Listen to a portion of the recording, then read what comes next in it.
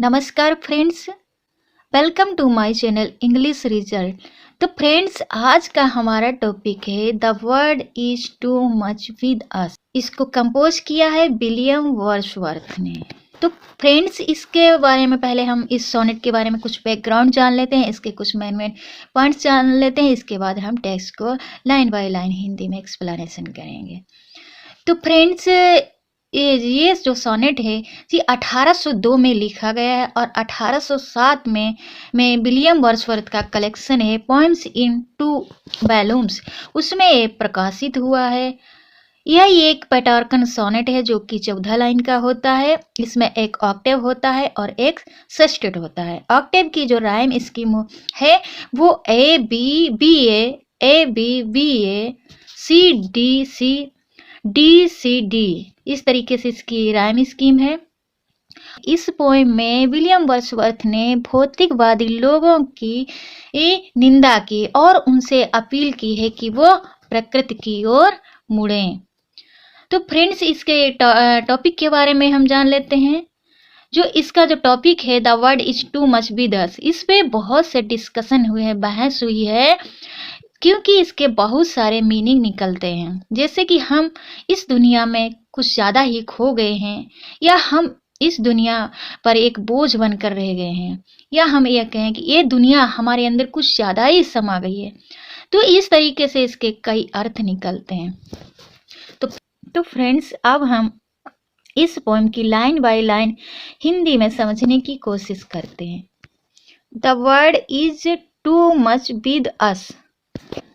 तो पोएट कहता है कि ये जो संसार है, ये भौतिकवादी संसार कुछ हमारे लिए कुछ ज्यादा ही हो गया है। Late and soon, getting and spending. Late और सून का मीनिंग है दिन रात। तो ये संसार, ये भौतिकवादी संसार, ये हमारे लिए कुछ ज्यादा ही हो गया है, क्योंकि दिन रात हम लोग कमाने और खर्च करने में लगे हैं। We lay waste our powers, और इस तरह से हम अपनी ऊर्जा और आध्यात्मिक शक्ति को क्या कर रहे हैं, बर्बाद कर रहे हैं। जो आध्यात्मिक शक्ति हमें प्रकृति की सुंदरता पर खर्च करनी चाहिए थी, उसे हम लोग खाने और कमाने में बर्बाद कर रहे हैं। Little we see in nature that is ours. Poet कहता है कि ये प्रकृति जो हमारी है उसकी तरफ हमारी नजर ही नहीं जाती है, बल्कि हमें प्रकृति से जुड़े रहना चाहिए, उसकी सुंदरता की तथा उसके आकर्षण की प्रशंसा करनी चाहिए।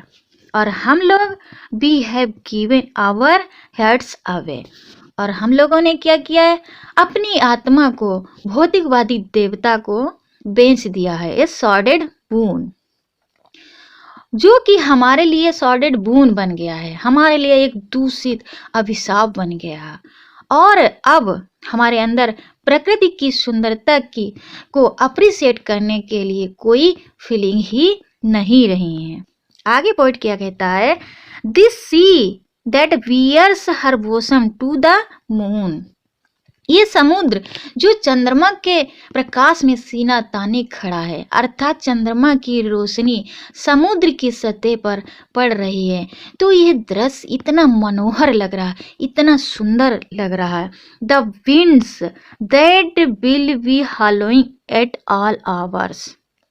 जो हवा जो पूरे दिन रात हर समय जो बहती रहती हैं, हलोइंग करती रहती हैं, and are up gathered now, और वो अब शाम के समय क्या हो गई हैं, इकट्ठी हो गई हैं, वो शांत हो गई हैं। लाइक स्लीपिंग फ्लावर्स, और वो अब कैसी लग रही हैं, वो एक जैसे फूल सो रहे हैं उस तरीके से सोते हुए फूलों जैसी लग रही हैं। वो हवाएं कैसी लग रही हैं, सोते हुए फूलों जैसी लग रही हैं। For this for everything we are out of tune, और इन सब के लिए, फॉर दिस इसके लिए, फॉर एवरीथिंग और इन सब के लिए हम क्या हो गए हैं, we are out of tune, हम प्रकृति से दूर हो गए हैं। अर्थात the wind, the sea, the winds, इनके प्रति हमारे अंदर कोई फीलिंग ही नहीं रही है, और हम क्या हो गए हैं, इन सब से आउट ऑफ टून हो गए हैं, हम प्रकृति से दूर हो गए हैं। It moves us not, great God, I did rather be a pagan suckled in a creed outworn. Poet कहता है कि उसके लिए उसके समय के लोग प्रकृति की सुंदरता के प्रति मुड़कर भी नहीं देखते थे। कैसे? इट मोव्स अस नॉट, वो नहीं मुड़कर देखते थे। इसलिए पोएट ग्रेट गॉड को संबोधित करते हुए अपनी निराशा व्यक्त करता है और कहता है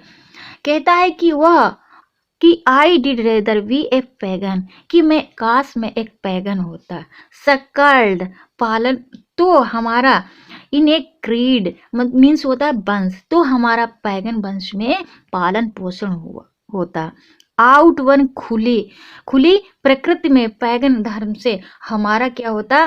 पालन पोषण होता। So might I standing on this pleasant lea, और इस तरीके से मुझे एक अवसर मिलता, मुझे एक चांस मिलता ऑन दिस प्लीजेंटली, कहाँ खड़े होने का? एक सुंदर मनोहर हरी घास के मैदान में खड़े होने का चांस मिलता, वहां मैं खड़ा होता और वहां से हम क्या देखते? हैव ग्लैम्पस, हम दृश्य देखते। That would make me less forlorn, और वो दृश्य देखते जिससे मैं क्या करता? कुछ अकेलापन कम करता, मुझे कुछ अकेलापन कम लगता। और वह कौन कौन से दृश्य देखता? हैव साइट ऑफ प्रोटियस, वो प्रोटियस के दृश्य को देखता, राइजिंग फ्रॉम द सी, समुद्र से निकलते हुए, और लोगों का भविष्य बताकर समुद्र में जाते हुए उनको देखता। और here old Triton blow his ब्रीथेड horn, और दूसरे जो समुद्र के देवता ट्राइटन को अपनी शंखनाद से समुद्र की लहरों को शांत करते हुए देखता, अर्थात उसे ट्राइटन के शंख की आवाज सुनने का अवसर मिलता।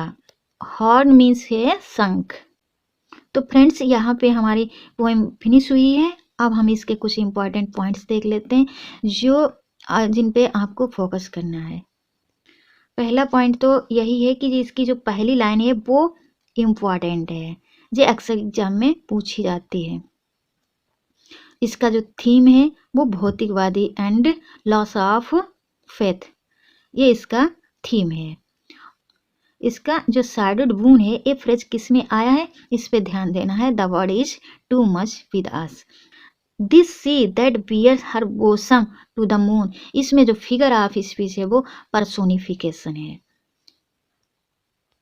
द सॉर्डेड बून, इसमें जो फिगर ऑफ स्पीच है वो क्या है कि सॉर्डेड अभिशापित या दूषित, अब बून मीन्स वरदान, इसलिए यहाँ पे जो फिगर ऑफ स्पीच है वो ऑक्सीमोरन है। Next, the winds that will be howling at all hours, तो यहाँ पर जो फिगर ऑफ स्पीच है वो भी पर्सोनिफिकेशन है, और नीचे की line now like sleeping flowers simile है। यहाँ पर आपको ध्यान देना है कि इसमें दो समुद्र के देवताओं का जिक्र हुआ है, जिसमें पहला देवता है समुद्र देवता प्रोटियस, और दूसरा जो समुद्र का देवता है ट्राइटन, उसका जिक्र हुआ है किसमें? The world is too much with us. I hopes you understand this points meaning in Hindi and my important points. मिलते हैं नेक्स्ट वीडियो में। Thank you for watching my video. नमस्कार।